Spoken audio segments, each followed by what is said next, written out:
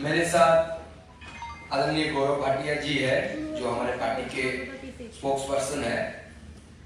आज हम दोनों आप सबके सामने बंगाल में ममता बनर्जी की जो शासन के नाम पे दुराचार चल रहा है, जिस तरीके के करप्शन चल रहे हैं, और जो कैग रिपोर्ट 2021 वाला जो कैग रिपोर्ट जो संसद में पेश हुआ है, उसमें जो विषय कैग ने सरकार के सामने, केंद्र सरकार के सामने और हम सबके सामने लाए हैं, इस विषय पर आप सबको अवगत कराने के लिए आज का एक प्रेस कॉन्फ्रेंस है। जो देखा जा रहा है, कंट्रोलर एंड ऑडिटर जनरल यानी कैग ने एक मैसिव फिनेंशियल मिस एप्रोप्रिएशन और संभावित स्कैम लगभग 2 लाख करोड़ रुपए का जो ममता बनर्जी की सरकार ने किया है, उस पे उन्होंने प्रकाश डाला है, कैग ने प्रकाश डाला है। और आप जानते हैं कि ऐसे कैग हर सरकार का, वो केंद्र सरकार हो, राज्य सरकार का हो, और कोई भी गवर्नमेंट बॉडी हो, उसका रेगुलर बेसिस पे फिनेंशियल ऑडिट करता रहता है। और पश्चिम बंगाल का भी स्टेट फिनेंस ऑडिट रिपोर्ट जो है वेस्ट बंगाल का, ये मार्च के एंड में 2021 में वो पब्लिश किया। इसमें देखा गया पूरी तरीके से इरेगुलरिटीज, जो मैंने वैसे ही बैठाया, potential fraud, miss appropriation and पैसा आत्मसात करने की जो चीजें होती है, वो पूरी तरीके से कैग रिपोर्ट में आता है। अगर हम डिटेल में जाए तो देखा जाएगा, जो सरकारी काम होता है, सरकारी पैसे से जो काम होता है, उसका नियम है कि कोई स्कीम या कोई प्रोजेक्ट कंप्लीट होने के 1 साल के अंदर आपको यूटिलाइजेशन सर्टिफिकेट देना पड़ता है। लेकिन पश्चिम बंगाल में जो देखा जा रहा है, कैग की रिपोर्ट में जो आ रहा है, 2.4 लाख 2,40,000 ऐसे यूटिलाइजेशन सर्टिफिकेट जो है वो ड्यू है। मतलब पश्चिम बंगाल की सरकार यूटिलाइजेशन सर्टिफिकेट नहीं दे रही है। और इसका अमाउंट अगर हम जोड़े कि कितना पैसा इसमें यूटिलाइज हो गया, लेकिन यूटिलाइजेशन का कोई सर्टिफिकेट नहीं है, यानी काम हुआ है या नहीं हुआ है, या पैसा ऐसे ही चला गया किसी की पॉकेट में, भाइयों के पॉकेट में चला गया, या टीएमसी के ममता बनर्जी के भाइयों के पॉकेट में चला गया, या किसी तरीके इसका कोई जानकारी किसी के पास नहीं है।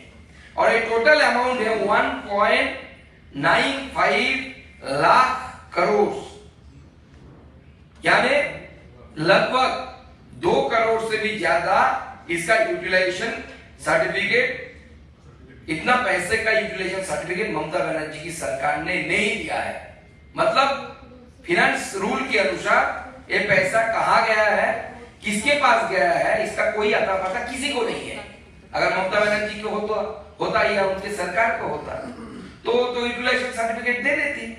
लेकिन अभी तक ये जो कैग रिपोर्ट आया है 21 के मार्च तक नहीं दिया।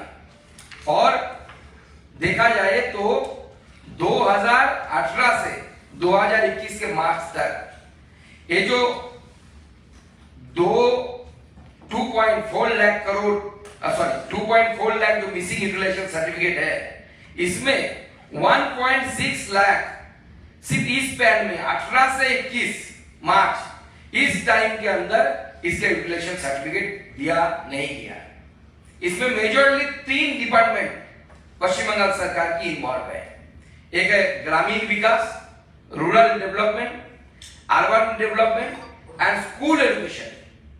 इन तीनों डिपार्टमेंट को अगर आप गौर फरमाइएगा, इन तीनों नामों पर 2 डिपार्टमेंट ऐसे हैं जिनमें करप्शन के चार्जेस बीते दिनों में सबसे ज्यादा टीएमसी के ऊपर आया है। Even x education minister of the state is presently under the behind the bar. अभी जेल के अंदर है हमारे education minister, x education minister. और रूरल डेवलपमेंट में एमजीएनआरईजीएस का पैसा केंद्र सरकार रोकने के लिए बाध्य हुआ है, क्योंकि ये हालत है एक्चुअल में। और आप जानते हैं कि यूसी नहीं देने का मतलब है कि आप फ्रॉड किए हैं, इस पे आप पे, इस एंगल पे आप पे उंगली उठती है। ये जानने के बावजूद ममता बनर्जी ने यूटिलाइजेशन सर्टिफिकेट नहीं दिया और आगे आने वाले समय में आपको हम डॉक्यूमेंट भी दे देंगे ईयर वाइज कितने कौन से साल में कितना पैसे का उन्होंने यूटिलाइजेशन सर्टिफिकेट देने के लिए मना किया। आप जानते हैं सरकार के कामकाज चलाने के लिए कभी कभी कुछ बजट के अलावा कुछ फंड, जिसे आप कॉन्टीजेंट फंड या कॉन्टीजेंसी फंड बोलते हैं, सरकार से एडवांस लेके काम होता है, पैसा लेके, ट्रेजरी से पैसा लेके उस फंड से काम होता है। और उसके बाद पश्चिम बंगाल की जो फिनेंस रूल है वो कहता है कि आप पैसा लेके ट्रेजरी से काम करिए कॉन्टीजेंट फंड से, और 1 महीने के अंदर आपको बिल देना है, डीसी बिल जिसे बोलते हैं, कि डिटेल कॉन्टीजेंट बिल्स, जिसे इन ब्रीफ डीसी बिल बोलते हैं। लेकिन आप आश्चर्य हो जाएंगे, ममता बनर्जी जो क्लेम करती है कि वो सरकारी पैसा, एक भी पैसा सैलरी के नहीं लेती, उनकी सरकार 2018 से अभी तक, मतलब 21 के मार्च तक एक भी डीसी बिल जमा नहीं किया। पैसा कितना? 3,400 करोड़ इमरजेंसी फंड। ये पैसा किसका है? जनता की खून पसीने की कमाई है, टैक्स की पैसा है। उस पैसे का, और एक कॉन्टीजेंसी फंड, याद रखिए कि फिनेंस रूल बोलता है कि जब इमरजेंसी हो तभी इस फंड का यूटिलाइजेशन करना है, अदरवाइज इस फंड का यूटिलाइजेशन नहीं करते। लेकिन 3,400 करोड़ जनता की खून पसीने की कमाई की पैसा, ये पैसा खर्च हो गया कॉन्टीजेंट फंड में। अभी तक, मतलब 18 से 21 तक ममता बनर्जी की ट्रेजरी ने यूटिलाइजेशन सर्टिफिकेट जमा नहीं किया। और ये पैसा कहां गया, किसके पास गया, मालूम नहीं। और सबसे आश्चर्यजनक बात है, यानी सबसे गौर करने की वाली बात है कि ये फंड का, एक कॉन्टीजेंसी फंड का 1/3, 3,400 करोड़ का लगभग 1/3, 1,169, मतलब 1169 करोड़ रुपीस जो खर्च हुआ है कॉन्टीजेंट फंड में, वो होम मिनिस्ट्री से हुआ है। होम मिनिस्ट्री मतलब who is the home minister of the state? Mamata Banerjee herself. Mamata Banerjee खुद जिस डिपार्टमेंट की मिनिस्टर है, वहां से इस कॉन्टीजेंट फंड का 18 से लेकर 21 के मार्च तक 1,169 करोड़ रुपीस पैसा खर्चा हो गया। लेकिन 3 साल में एक भी डीसी बिल सबमिट नहीं किया गया। आप जानते हैं कि ममता बनर्जी अपनी सरकार की पैसे को खुद की पैसा समझती है। उनको लगता है कि पैसा उनकी जमींदारी की पैसा है। इस पैसा को यूटिलाइज करने के लिए एक अनोखे किस्म का अकाउंट पश्चिम बंगाल में यूटिलाइज हो रहा है, जो कैग ने देखा। वो है, बोलते, उनको नाम दिया गया पर्सनल लेजर्स और पर्सनल अकाउंट्स। और ए पब्लिक मनी, इस पर्सनल अकाउंट्स और पर्सनल लेजर, इनके नाम से किस विषय में खर्चा किया गया, ये पीडी डिपॉजिट जिसे बोलते हैं, ये किस विषय में खर्चा किया गया किसी को पता नहीं।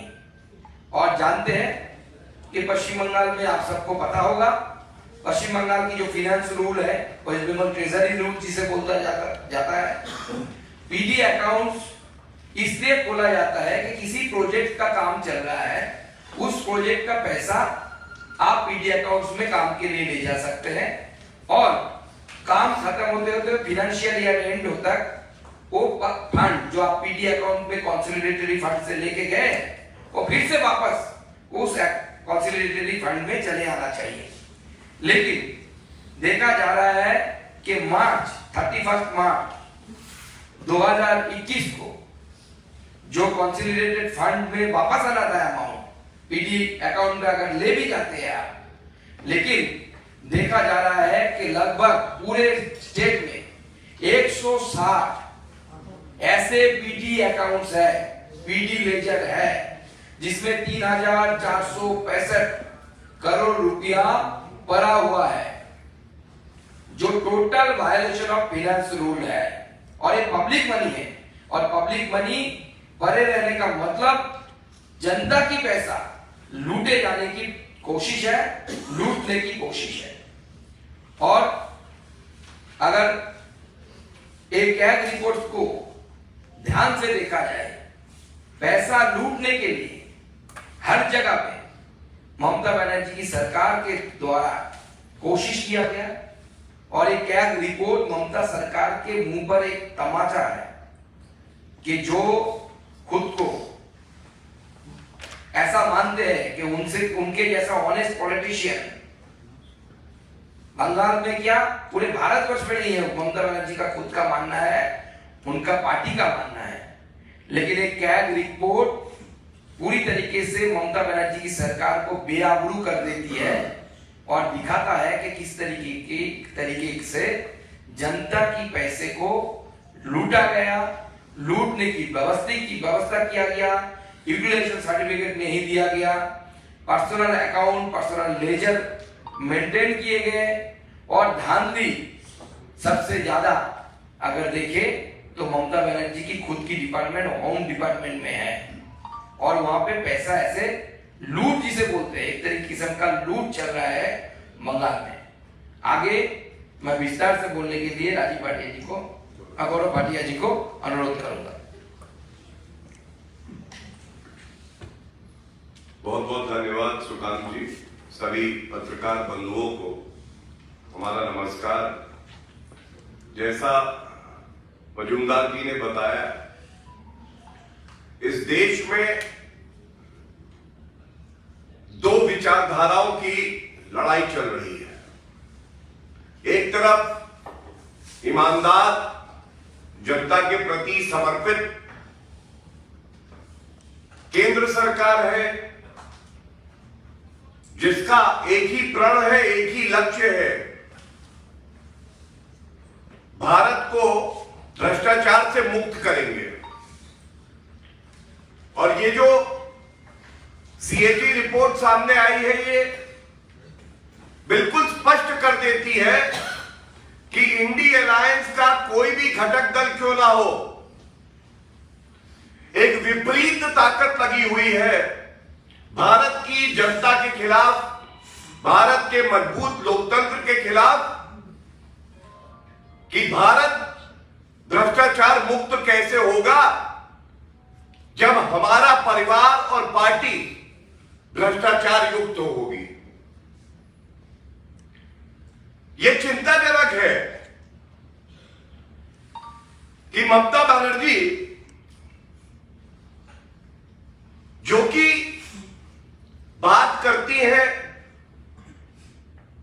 मां, माटी, मानुष, और उसी प्रदेश से आज मदर ऑफ ऑल स्कैम्स,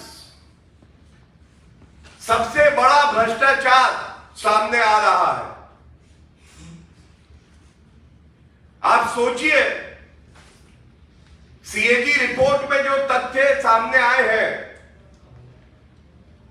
जब एक नोशनल वैल्यू 2G घोटाले को दी गई थी तो वो भी 1,76,000 करोड़ के आसपास था। तब कांग्रेस की भ्रष्टाचारी सरकार केंद्र में थी, और पश्चिम बंगाल एक प्रदेश से 2 लाख करोड़ रुपए से ज्यादा का घोटाला हो जाता है। Why shouldn't we call it the mother of all scams? From a corrupt leader like Mamata Banerjee, who has completely forgotten that she has taken oath under the Constitution of India to follow the Constitution, the rules, the procedures laid down. ये कहना गलत नहीं होगा, खाता न वही जब चोर हो ममता बनर्जी, तो भ्रष्टाचार भी सही। खाता ना भाई, जब चोर हो ममता बनर्जी तो भ्रष्टाचार भी सही। और ये बात मैं इसलिए उजागर कर रहा हूं, हमें एक बात समझनी होगी। अभी कुछ सप्ताह पहले सुकांत जी साक्षात देखे हैं उस घटना को होते हुए। ईडी के अफसर पश्चिम बंगाल जाते हैं तो जो जंगल राज है वो इस कदर हावी है ममता बनर्जी के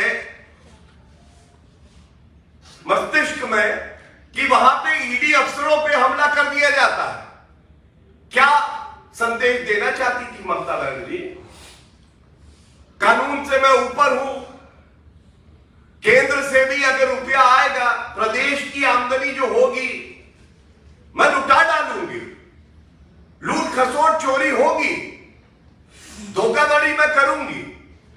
जब संवैधानिक संस्था कंट्रोलर एंड ऑडिटर जनरल, जो कि संवैधानिक संस्था हमसे हिसाब मांगेगी तो मैं कहूंगी ठेंगा नहीं दूंगी। जाओ,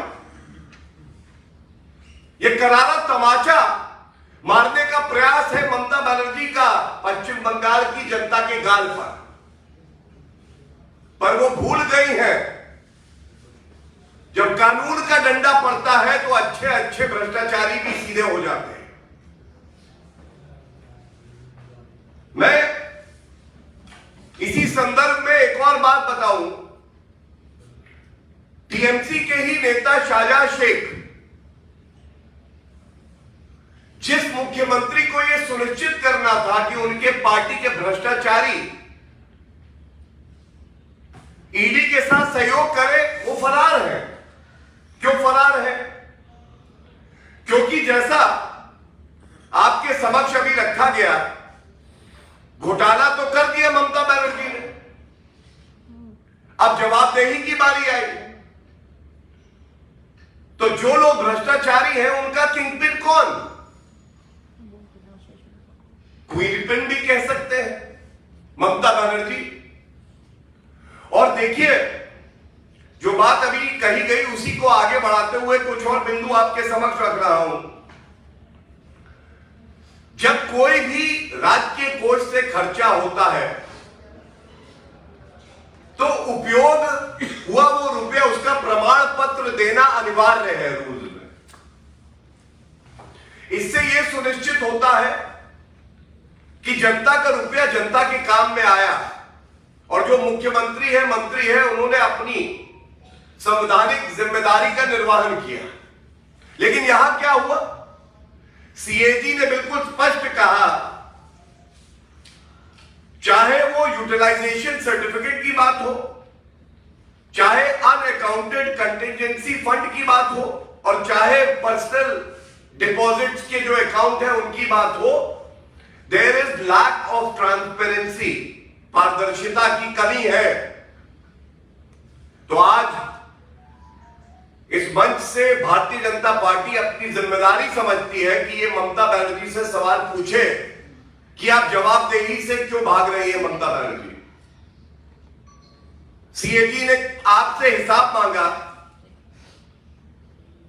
ये यूटिलाइजेशन सर्टिफिकेट जो है, कुल राशि जो थी वो 3.94 लाख करोड़, और आप अचंभित रह जाएंगे कि 2.29 लाख करोड़ के यूटिलाइजेशन सर्टिफिकेट दिए नहीं गए। और ये एक बार नहीं, कई बार मांगे गए, उसके बावजूद नहीं दिए गए। करीब 60% रुपया जो लगाया है उसका कोई हिसाब ममता बनर्जी ने दिया नहीं है। ये चिंताजनक है, ये विश्वासघात है पश्चिम बंगाल की जनता के साथ। दूसरी बात जो आई वो अनअकाउंटेड कंटिजेंसी फंड की जो अभी रखी गई। कंटिजेंसी आकस्मिक, कोई इमरजेंसी हो तो निकालेंगे, जो साधारण व्यवहार है, खर्चा है, उसमें ये नहीं आ सकता है। ये संविधान में भी है और जो रूल्स है पश्चिम बंगाल के उसमें भी है। चिंता की बात यह है रूल कहता है कि अगर कंटिजेंसी फंड में से रुपया निकालोगे तो 1 माह के अंदर आपको वापस रिकूप करना होगा वो अकाउंट, वापस कंटिजेंसी फंड में रुपया जाएगा, इसलिए कि अगली इमरजेंसी के लिए स्टेट के पास कोर्ट में रुपया हो। लेकिन हुआ क्या, 3400 करोड़ रुपए के जो बिल हैं वो सबमिट ही नहीं किए कंटिजेंसी फंड से। ये दूसरी अनियमितता है, भ्रष्टाचार। और जैसा अभी कहा गया, ये बहुत महत्वपूर्ण है, अनअकाउंटेड फंड सबसे ज्यादा किस मंत्रालय में है? गृह मंत्रालय में। और ममता बनर्जी उस मंत्रालय की मंत्री है, वो विभाग उनके पास है। 3400 करोड़ रुपए कंटिजेंसी फंड से घोटाला कर दिया ममता बनर्जी आपने, रोहिंग्या को दिया, अपने परिवार वालों को दिया, या दंगे कराने के लिए इस्तेमाल किया। हम सब जानते हैं पश्चिम बंगाल में कानून व्यवस्था ध्वस्त है, ममता बनर्जी मस्त है, तो दंगे कराने के लिए दिया है। ये गृह मंत्रालय की बात हो रही है, इसलिए ये बात उठा रहा हूं। या ईडी के अधिकारी जाएंगे तो जो आपके सारे अपराधी छवि के नेता हैं उनको देने में ये लगाए हैं, ये सवाल पूछे जाएंगे आपसे। और तीसरी बात, ये सबसे ज्यादा चिंताजनक है, पर्सनल अकाउंट्स, निजी खाते। सीएजी रिपोर्ट ने फ्लैग किया है ये इशू भी। फंड्स आए 160 निजी खाते थे और उनमें करीब मार्च 2021 तक की ये जो समय सीमा है उसमें 3465 करोड़ रुपया था। तो इसका ऑडिट कैसे हो सकता है कि भाई आप अकाउंट्स का विवरण दें और उसमें जो रुपया है उस रुपए को सीएजी देखे कि सही से यूटिलाइज हुआ, कितना पड़ा है। लेकिन यहां से हुआ खेला होबे। खेला होबे क्या? भ्रष्टाचार का खेला होबे। ये जो सारे अकाउंट थे वो अकाउंट बंद हो जाते हैं, नए अकाउंट खुल जाते हैं। इससे क्या लाभ होता है कि वो नए साल के अकाउंट्स हैं, सारा रुपया इधर आया और इधर से खर्च किया अपने निजी आवश्यकताओं के लिए या पार्टी के लिए या दंगे कराने के लिए। राशि छोटी मोटी नहीं है। मैंने आपको बताया 2,30,000 करोड़ करीब करीब यूटिलाइजेशन सर्टिफिकेट है। अनअकाउंटेड कंटिजेंसी फंड में थी 3400 करोड़ और ये जो पर्सनल डिपॉजिट्स है इसमें है राशि 5,000 करोड़ रुपए। ये तीनों जो अहम बिंदु आपके समक्ष उठाए हैं, इससे एक बात जरूर उजागर हो गई है, चोरी भी मैं करूंगी और सीना चोरी भी मैं करूंगी। मैं कानून से ऊपर हूं, मुझसे कोई सवाल ना पूछे।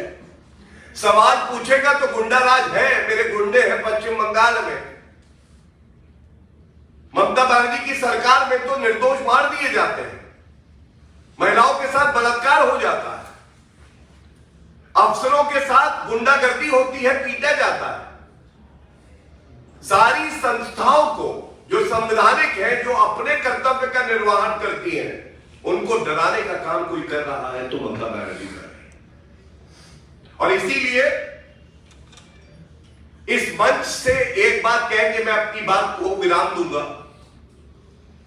आज भ्रष्टाचारी ममता बनर्जी हो या पापी आपके अरविंद केजरीवाल हो या भ्रष्टाचार की जननी कांग्रेस पार्टी है, चाहे आरजेडी हो चाहे जेएमएम हो, किसी को यह गलत फहमी ना हो कि आप पहली बात कानून से ऊपर है, दूसरा आप जो ईमानदार अधिकारी हैं, जो वर्दी है, उसको डरा सकते हैं, और तीसरी बात जनता आपसे दबने वाली नहीं है। एक एक रुपए का हिसाब आपको देना पड़ेगा और वो भी वक्त आएगा जिनको गुरूर था, गुमा था कि मैं कानून से ऊपर हूं, वो जेल की सलाखों के पीछे चले गए। ये ताकत होती है ईमानदार सरकार की, ईमानदार एजेंसी की। वो वक्त भी आएगा ममता बनर्जी, एक एक रुपए का हिसाब आपको देना पड़ेगा। धन्यवाद। कोई सवाल हो तो पूछ सकते हैं।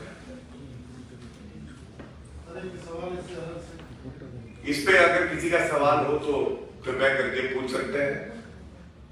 सर, एक बात आ रही है कि 2 तारीख से ममता बनर्जी जो है वो धरने पर जाने की धमकी दे रही है। उनका कहना है कि 7,000 करोड़ रुपया जो है वो ग्रामीण विकास का, क्योंकि सरकार जो है वो पैसे नहीं दे रही है, जिसके कारण मनरेगा के जो कर्मी है उन्हें भुगतान नहीं हो रहा। अच्छा किया आपने ये सवाल पूछा। और ये संयोग नहीं है, जब कोई कुकर्म करता है, भ्रष्टाचार करता है, तो सृष्टि भी उनका साथ देती है जो ईमानदार होते हैं। इसी कैग रिपोर्ट में एक और भाग है, मैं आपसे पढ़ देता हूं, क्योंकि आपके प्रश्न का उत्तर भी आपको मिलेगा। इस वर्ष में दिखाया है कि केंद्र सरकार से 2020-21 में ममता बनर्जी को 26,198 करोड़ रुपए, 3 योजनाएं। एक है नेशनल फूड सिक्योरिटी एक्ट में राशन के लिए, जिसमें 8,792 करोड़ रुपया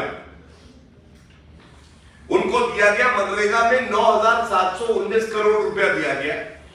और फर्टिलाइजर्स के लिए 1,070 करोड़ रुपए।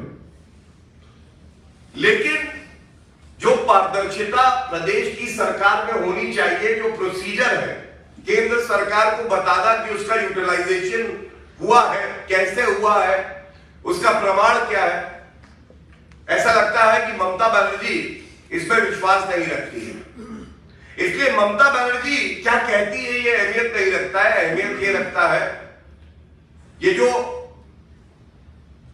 2,40,000 करोड़ रुपए का घोटाला मोटा मोटा सामने आया है।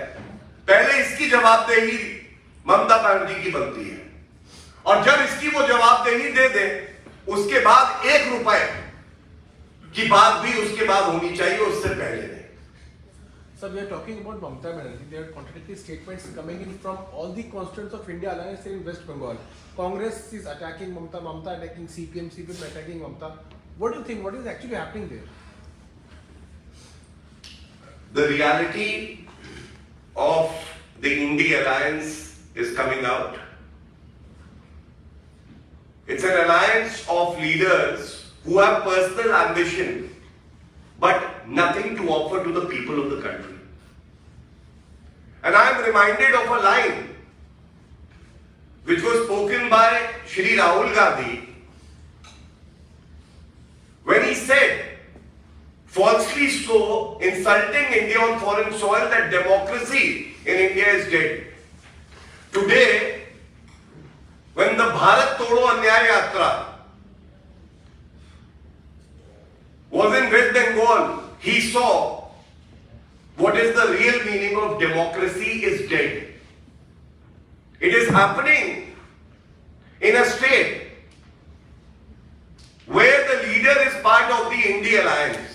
और अगर हिंदी में कहूं तो ये इंडिया अलायंस या घमंडिया कुछ नहीं है, भ्रष्टाचारी, परिवारवादी, सांप्रदायिक जहर उगलने वाले जो घटक दल है और जो लीडर है, उनका एक समूह है जिनका एकमात्र लक्ष्य और काम केवल यह है कि भारत को बदनाम करना है। जनता को देने के लिए इनके पास कुछ भी नहीं है। और यह भी एक विडंबना है, राहुल गांधी विदेशी धरती पर जाके भारत को बदनाम करने का प्रयास करते हैं और कहते हैं भारत में लोकतंत्र खत्म हो गया है। और जब पश्चिम बंगाल में भारत तोड़ो अन्याय यात्रा पहुंचती है तो राहुल गांधी को आभास हो जाता है कि जब लोकतंत्र मरता है, जैसे पश्चिम बंगाल में मरा है, जब जंगल राज होता है तो वो कैसा होता है। और ये पश्चिम बंगाल इंडिया अलायंस का ही हिस्सा है।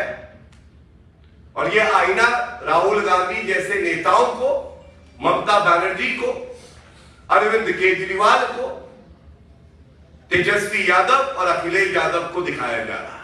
गौरव जी, आपने अरविंद केजरीवाल का नाम लिया है। 2 फरवरी को अरविंद केजरीवाल और भगवत मान एक बड़ा प्रदर्शन दिल्ली में बीजेपी हेडक्वार्टर के बाहर करेंगे। आरोप है कि चंडीगढ़ में जो मेयर जीता है उसमें आप लोगों ने धांधली की। सबसे बड़ा धांधली करने वाला व्यक्ति पापी आपके कन्वीनर कट्टर बेईमान अरविंद केजरीवाल खुद है।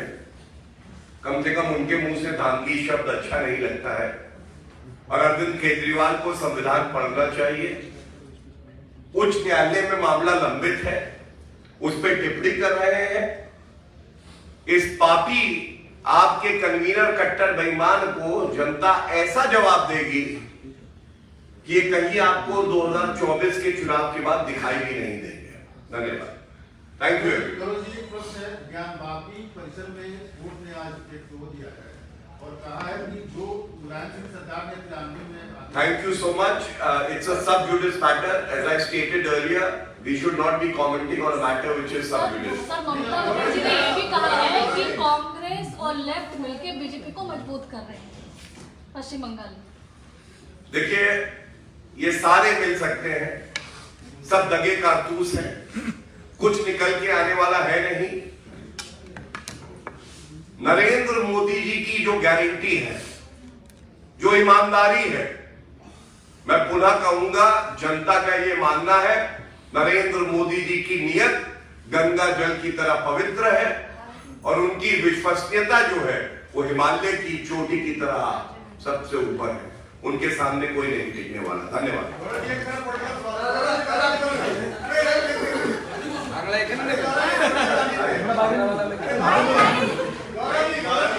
कांग्रेस ने प्रस्ताव आया कि सोनिया गांधी को लगाया जाएगा। If there are any questions from regional channels, especially in Bangla, Sukhant ji would love to address them. I request you, if you have any questions, please address them to Sukhant ji.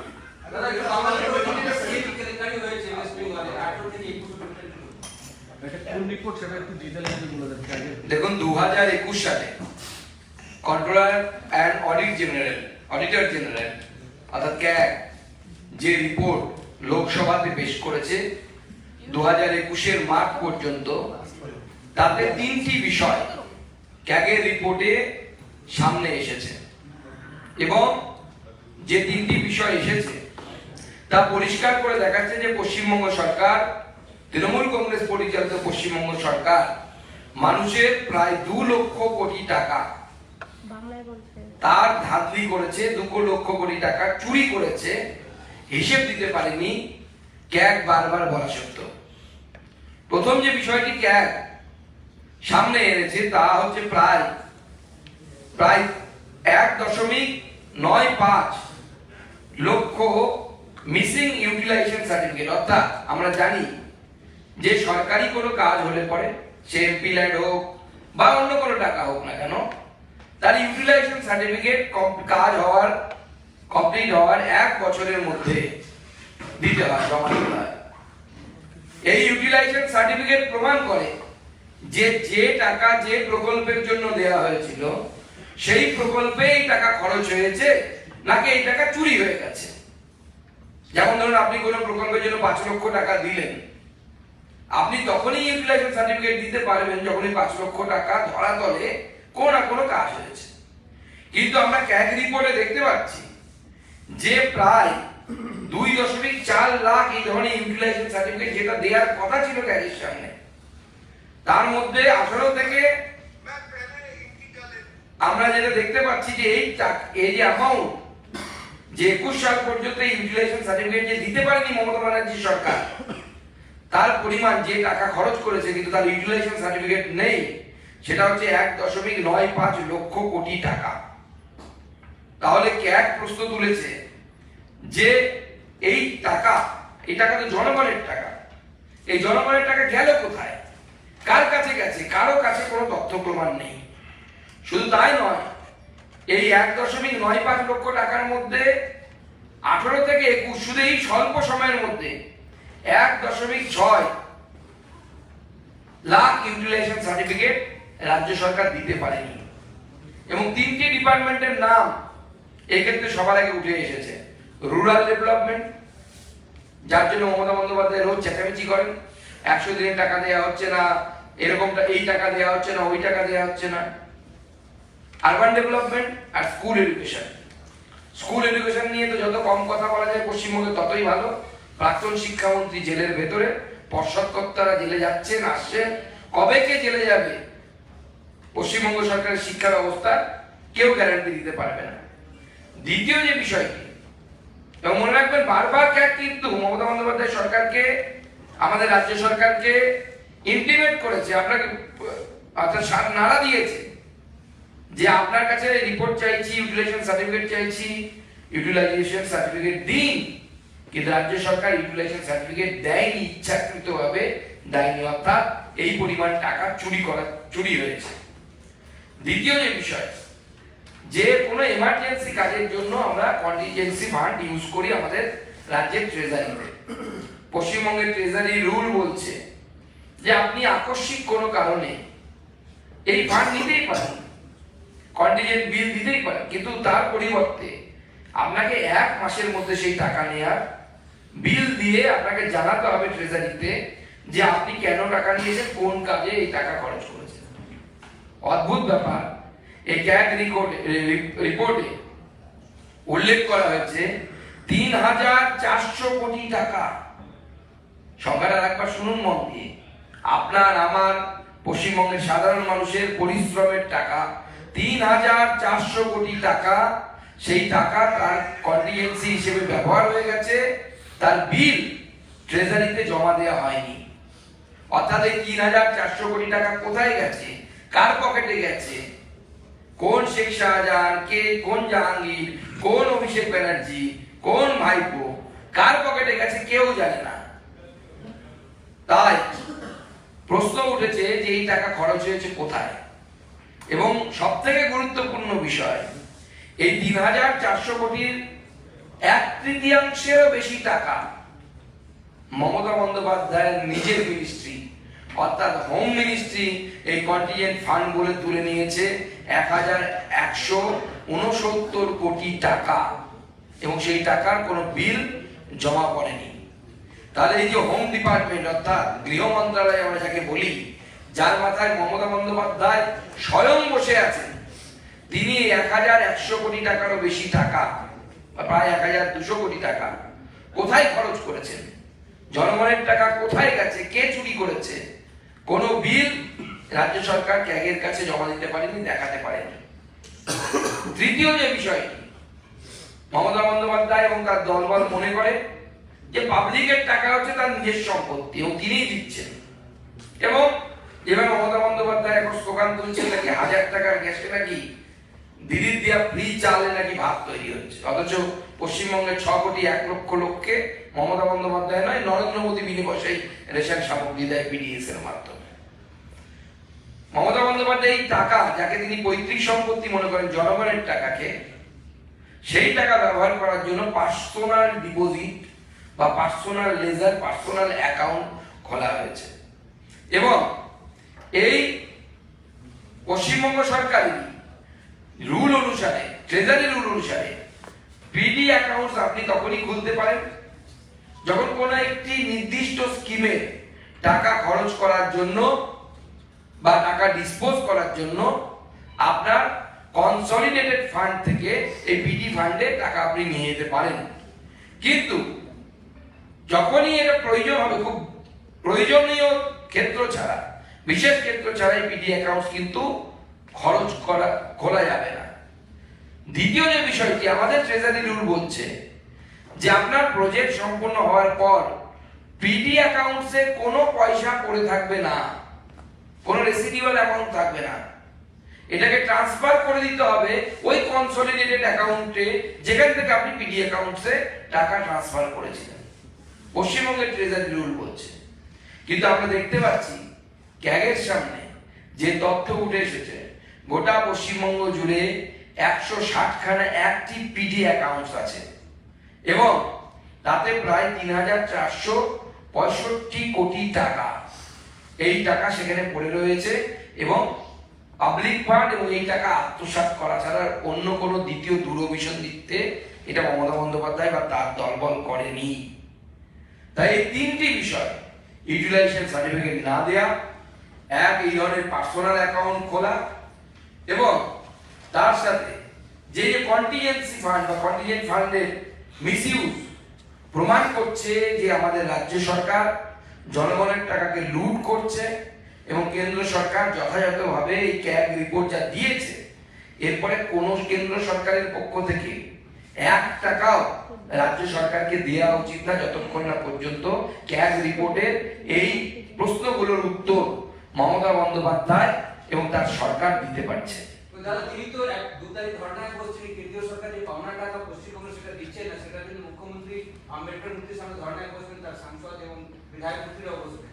আমরা এই ক্যাগের যে প্রশ্নগুলো CAG তুলেছে, এই প্রশ্নগুলোর উত্তর পাওয়ার জন্য আমরা কলকাতাতে ধর্নায় বসবো। এই প্রশ্নগুলোর উত্তর আমরা চাই। মমতা বন্দ্যোপাধ্যায় ধর্নায় বসার পরে আমরা কলকাতাতে ধর্নাতে বসবো। এই প্রশ্নগুলোর উত্তর, ইউটিলাইজেশন সার্টিফিকেট কোথায় দিবি, কোথায় কন্টিজেন্সি ফান্ডের টাকা, কোথায় গেল এত টাকা, পিডি অ্যাকাউন্ট কেন খোলা হলো? তৃণমূলের ক্ষেত্রে বলা হয়েছে যে সিএজি নিয়ে আপনারা বলছেন সেই সিএজি এইভাবে প্রত্যক্ষ সরাসরিভাবে গ্রহণ করা যায় না, সেটা পিএসসিতে আলোচনা হয়। তো আপনারা ভুল পথে চলছেন, অভিযোগ তৃণমূলের। দেখুন, পিএসসিতে অবশ্যই আলোচনা হবে, সেটা কেউ মানা করেনি এবং আমাদের পিএসসিতে কিন্তু বিরোধী দলের নেতাই আছে। আপনারা পিএসসির কথা বলছেন, পশ্চিমবঙ্গের পিএসসি সম্পর্কে জানেন তো? আপনারা নিজের দলের বিধায়কদেরকে নিয়ে পিএসসি খুলেছেন, মুকুল রায়, কখনো কৃষ্ণ কল্যাণী, অর্থাৎ যারা বিজেপি থেকে তৃণমূলে জয়েন করেছেন তাদেরকে পিএসসির মেম্বার করে নিয়েছেন। আপনি আচারী ধর্ম লোকেদের শেখাও, আপনি পিএসসি বানাতে পারেননি আপনার রাজ্যে, আর আপনি এখানকার পিএসসি নিয়ে আলোচনা নিয়ে ভাবছেন। দাদা, আজকে রাহুল গান্ধীর গাড়ি ভাঙচুর করা হয়েছে। এতদিন আপনারা বলতেন পশ্চিমবঙ্গে বিরোধীরা নিরাপত্তাহীন, এবার যারা জোট সঙ্গী তাদের গাড়িও ভাঙচুর করা হয়েছে, কি বলবেন?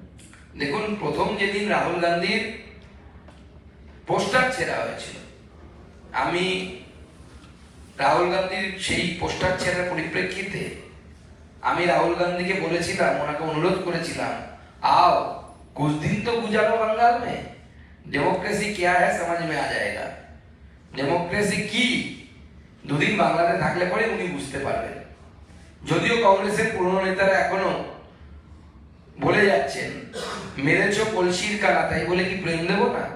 জয়রাম রমেশ এখনো বলছেন যে তিনি নাকি জোট করবেন, কিন্তু এই কদিন রাহুল গান্ধী পশ্চিমবঙ্গে কাটিয়ে অ্যাটলিস্ট এটা বুঝতে পেরেছেন যে মমতা বন্দ্যোপাধ্যায়কে দিল্লিতে পাশে বসিয়ে গণতন্ত্র নামক শব্দ উচ্চারণ করা মানে হচ্ছে হাস্য কৌতুকের জন্ম দেয়া এবং মানুষের মনে হাসির উদ্রেক হওয়া। অতএব মমতা বন্দ্যোপাধ্যায়কে পাশে বসিয়ে বা তার দলের কাউকে পাশে বসিয়ে আর কোনো গণতন্ত্র নামক শব্দ রাহুল গান্ধী বা কংগ্রেসের নেতারা যেন উচ্চারণ না করেন। এর সঙ্গে রিলেটেড সেটা হচ্ছে অধীর রঞ্জন চৌধুরী। অধীর চৌধুরী বলছেন যে তৃণমূলের কর্মীরা বা সমর্থকরা ঢিল হয়েছে রাহুল গান্ধীর গাড়ি, তাই ভেঙেছে। কিন্তু জয়রাম রমেশ বলছে রাজ্য সরকারকে বদনাম করার জন্য কোনো দুষ্কৃতি করেছে, একই দলের দুজন নেতা। এটা কি জোট চালাবে বলুন? নিজের দলের মধ্যে মিল নেই তো অন্য দলের সাথে কিভাবে মিল করবে? নিজের সংসারে ডিভোর্স হয়ে যাচ্ছে, অন্যের সংসার জোড়া লাগাতে গেছে, তাহলে হবে? সুকান্তদা, মমতা ব্যানার্জি সরকারের বিরুদ্ধে দুর্নীতির অভিযোগ তো আজকে নতুন না, দীর্ঘ কয়েক বছর ধরে বিভিন্ন দপ্তর, প্রায় সবকটা দপ্তরের বিরুদ্ধেই অভিযোগ রয়েছে দুর্নীতি। মন্ত্রীরা জেলে যাচ্ছেন, নেতারা জেলে যাচ্ছেন, তারা বেরিয়ে যাচ্ছেন। নতুন করে সিএজি রিপোর্টে যে দুর্নীতির কথা বলা আছে তাতে করে আপনাদের লাভ কি হবে? দেখুন, লাভ তো হচ্ছে না, মানে হয়নি। দেখুন, লাভ তো নির্ভর করবে হচ্ছে আপনি পলিটিক্যাল সেন্সে যদি বলে থাকেন সরকার করার, বিজেপি সরকার করার গেল কি তার গেল না তার কথা আমার মনে হয় আপনার মুখ থেকে বেরিয়েছে, সেটাই হয়তো লাভ। তো 34 বছর অব্দি তো সিপিএম এত দুর্দ্বন্দ্ব প্রতাপ ছিল, মমতা বন্দ্যোপাধ্যায় তো একা এমপি হয়ে গেছিলেন, দেখে মনে হচ্ছিল কোনো পরিবর্তন হবে না। সেই সিপিএম কিন্তু এখন আতস কাঠ দিয়ে খুঁজে বেড়াতে হয় কোথায় সিপিএম। তো থ্রেশহোল্ড লেভেল বলে একটা জায়গা আছে, যেদিন পৌঁছবে দেখবেন মমতা বন্দ্যোপাধ্যায় আর তার তৃণমূলকেও খুঁজে পাওয়া যাবে না। বাংলার মানুষ আস্তে আস্তে বুঝছে যে মমতা বন্দ্যোপাধ্যায় এবং তার দলবল চোর, এই চোরেরা গোটা রাজ্যটিকে বিক্রি করে দিতে, দেউলিয়া করে দিতে সিংহাসনে বসেছে। মুখ্যমন্ত্রী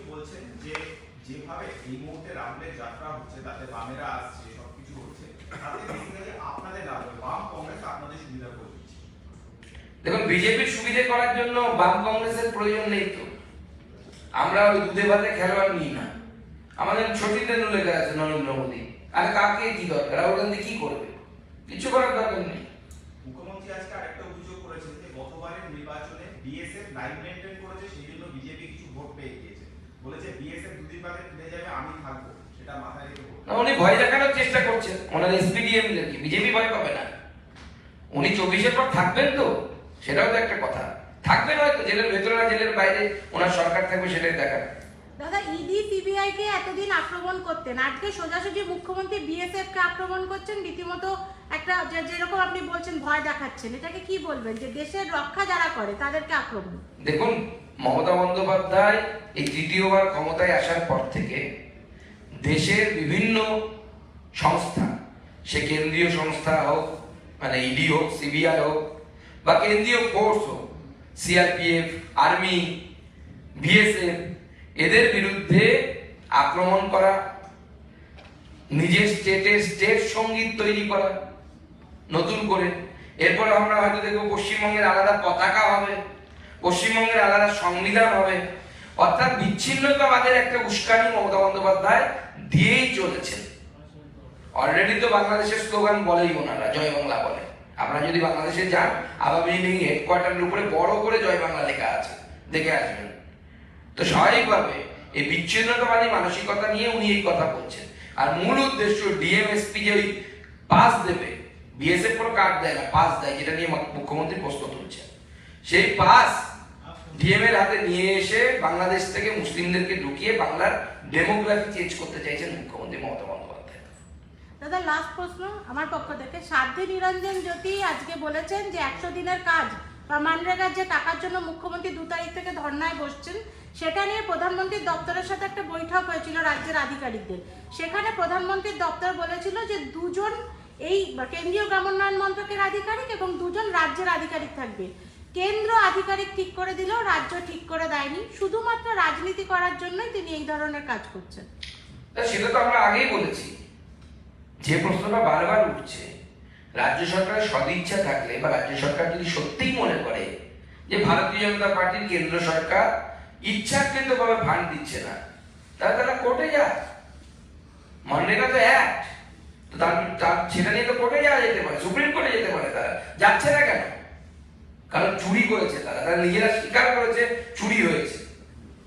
চুরি হলে পরে চোরেদেরকে ধরতে হবে, ধরার ব্যবস্থা করা হবে। আজকে এক মুখ্যমন্ত্রী পালিয়ে বেড়াচ্ছে নিরীহ ভয়ে। অপেক্ষা করুন, সব চোরেরাই ধরা পড়বে। ধন্যবাদ। Thank you everyone.